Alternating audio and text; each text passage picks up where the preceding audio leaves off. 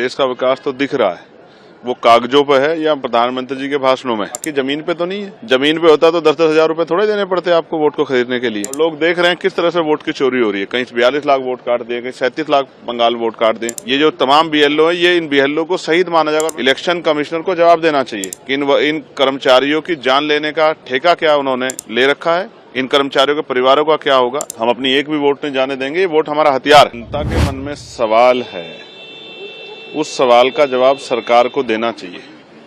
सरकार को बहस से नहीं भागना चाहिए, सरकार को सामने खड़े होकर जवाब देना चाहिए। जनता ने मैंडेट दिया है, जनता ने वोट दिया है आपको, तो जवाबदेही सुनिश्चित होती है। विपक्ष थोड़ी सरकार में है, एनडीए सरकार में, तो एनडीए सरकार को जवाब देना चाहिए। जिस तरह की चीजों पे सवाल खड़े हो रहे हैं, जिस तरह से लोगों के मन में भय पैदा हो रहा है, एसआईआर हो या कई ऐसी चीजें हैं, जिस तरह से जो है धर्मनिरपेक्षता पे हमला हो रहा है, आर्टिकल 28-30 का वोलेशन हो रहा है, 25-26 का वोलेशन हो रहा है, इसका जवाब सरकार को देना चाहिए।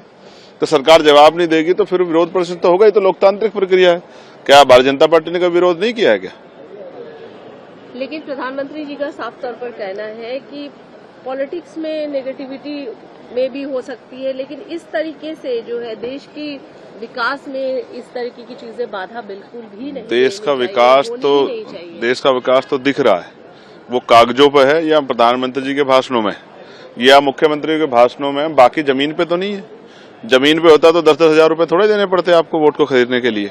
ये तो सर्व जाहिर हो गया है। आप ये देखिए एसआईआर में कितने बीएलओ की जान चली गई है।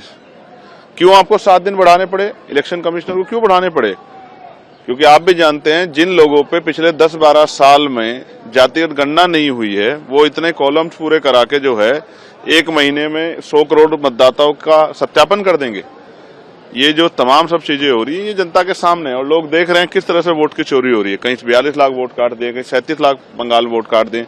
और जिन स्टेटों में चुनाव नहीं है उनमें एसआईआर की रफ्तार धीमी क्यों? ये जो तमाम बीएलओ है, ये इन बीएलओ को शहीद माना जाएगा। और मैं आपकी जानकारी के लिए बता रहा हूँ, उत्तर प्रदेश जितने बीएलओ की जान गई है उनमें 99% शेड्यूल कास्ट और बैकवर्ड के बीएलओज हैं। यानी कि शेड्यूल कास्ट बैकवर्ड के कर्मचारियों की एसआईआर के जरिए हत्या की जा रही है।